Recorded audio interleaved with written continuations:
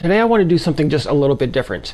In just a moment, I'm going to break down some information about House of Representatives Bill 7800. That's the White House Council on Fathers and Sons Act of 2026, which I'm guessing nobody here has heard of. Talk a little bit about why it sounds great, and then also why it's a problem. I'll actually give a specific example about that, how it actually plays out in real life.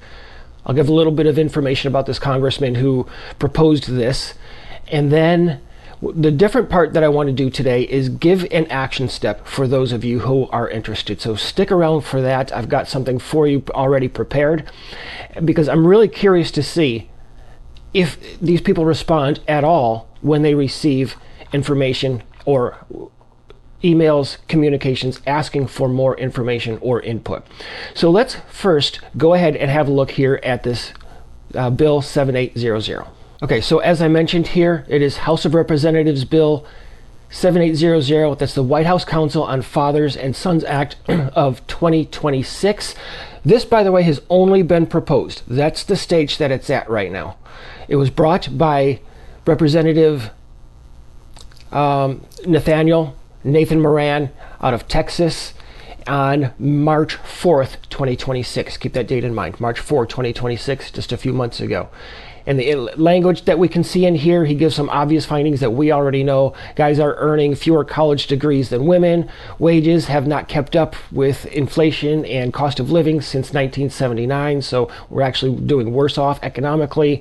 He gives stats in here about how many children not living with their father and increased rates and risk of dying by suicide and overdose compared to women. I'm going to get into this here in just a moment, and just a little bit, but he talks about gendered policies having resulted in the minimization and importance of roles of fathers and institutional families. Information, he says here, this is just cookie cutter stuff. Sons raised without fathers, he gives some stats about that. But he says this that this could help the president endorse efforts and spread awareness. And here's where we get into the language that I don't appreciate at all. A whole government response, he says. Each federal agency could promote the roles of sons and fathers. They could combat the rise in deaths. A little bit more repetitive language here, but he says also one of his hopes is to foster mental, spiritual, and other types of prosperity in a facilitated and coordinated federal response, right? Let's get the government involved. Changes to federal programs and policies, those that inadequately address problems, he says, men generally, boys. For example, develop legislation and policy proposals.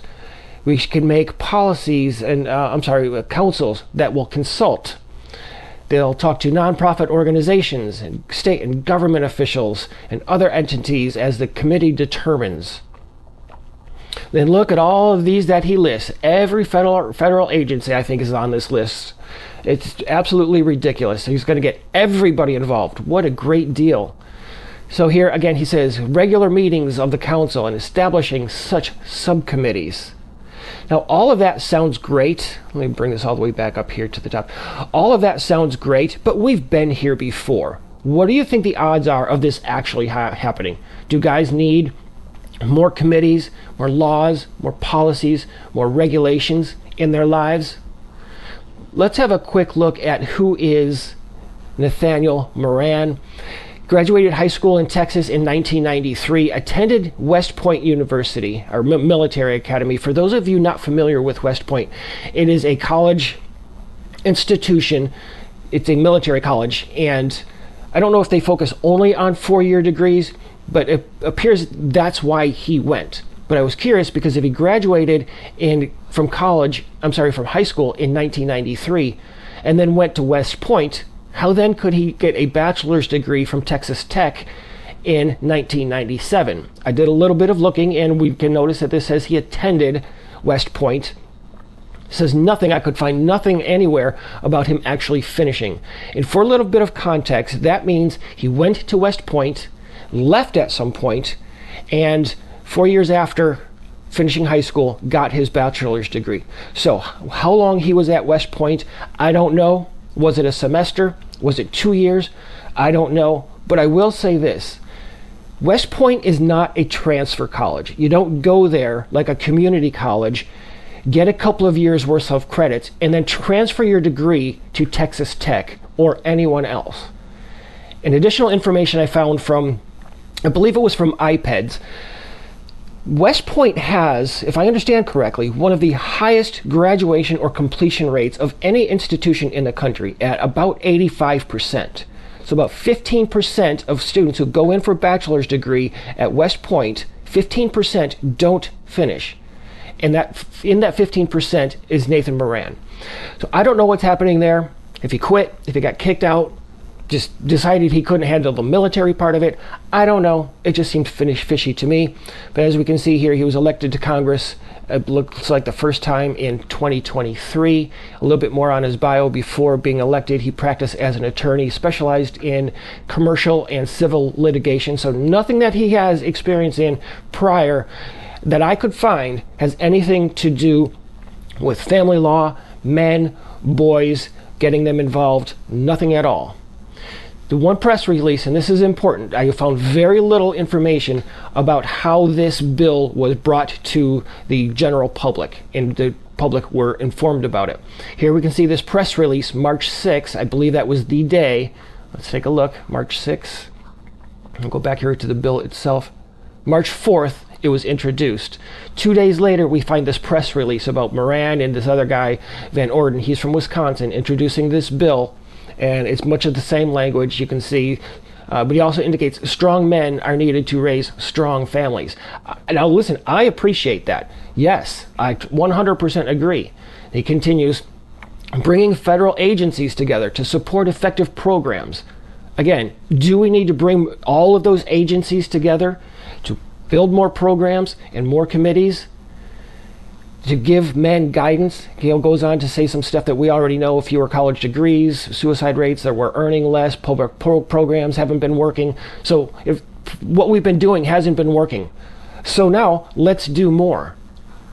He says that apparently in this press release, periodic reports to the presidents recommending ways to strengthen family support nationwide. That's what this is bringing us. And as I said, all of that sounds great.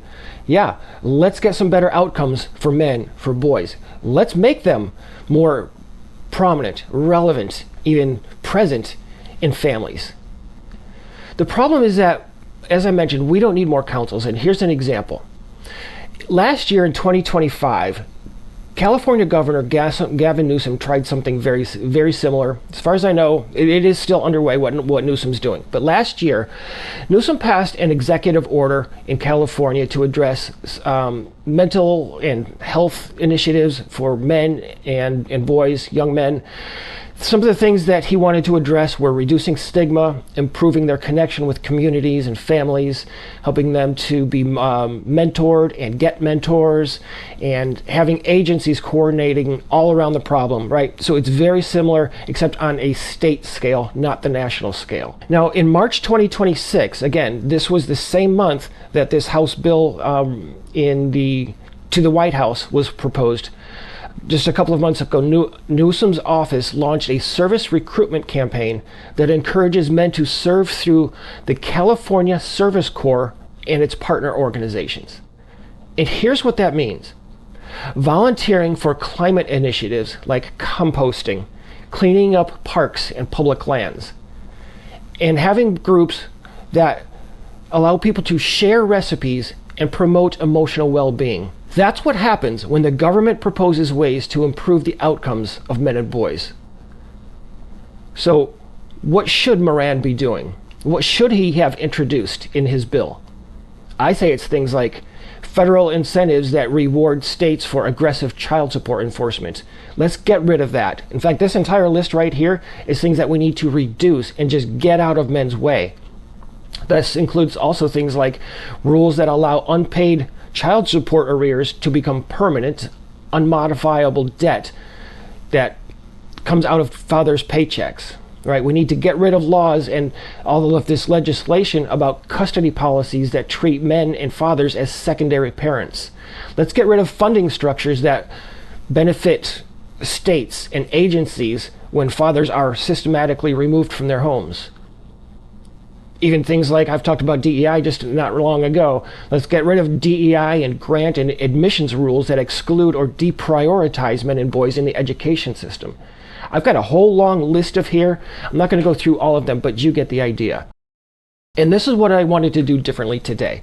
Over on Substack, in fact, let me pull that up right now. Over on Substack, I've created an email template. For those of you who are interested in sending something to Congressman Moran, you can get this on Substack. You don't have to sign up, anything like that. Anybody can get this and copy and paste it. But it's an email telling him that men don't need another federal counsel or anything like that. So I actually put this down here. You can go and copy it.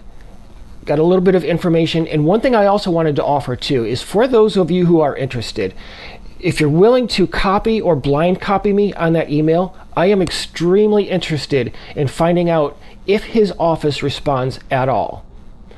So I've already sent my letter, my email. I did it just this morning. I will follow back up at some point. Maybe if I hear anything, I'll put a comment in this video. But if you're willing to do that as a thank you for your help and copying or blind copying me on that email, I will send you something as a way to say thank you for your efforts and taking the time to do that. But you can see here, I put in the subject line, his email, the entire letter. Feel free to edit it, to put in a couple of your own personal experiences if you like. Mostly what I'm interested is in seeing if they respond at all.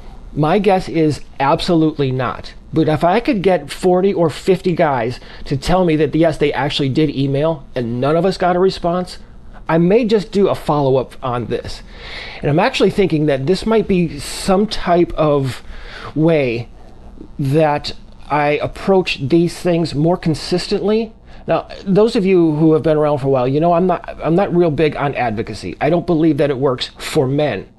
But it might be a content angle that I'm willing to do and pursue more deeply and more frequently on Patreon. So for those of you who are interested in, hey, me contacting these other people, maybe I'll make phone calls someday. Maybe I'll ask somebody to, politicians or policymakers, whomever it might be, to hop on a Zoom call and have those kinds of conversations. I'm interested in doing some of those if the attention is there and guys are interested. I'm not going to do it if nobody cares. So that's what I have for you. Again, you know what all of this leads to. We've been here before. I've talked about this before. Every so many years, these things come up. They go nowhere. And by the way, I expect this bill to go absolutely nowhere. Let me get back real quick to the only press release. That's the only thing. There were a couple of social media posts that Moran did, one on X, one on Instagram. I'm not going to show the picture here because it's got his kid in it, but the day or a couple of days after that bill hit the floor or was introduced, he made one X post and one Instagram post, and that's it. I scoured online, could not find anything else in which he spoke about this. No videos, no lectures, no town halls, nothing. So I expect this to go nowhere. But it's something I'm interested in following up on, and I certainly will do more of this if y'all like. Listen, thanks for sitting through that. Be careful out there, guys. I'll be back real soon.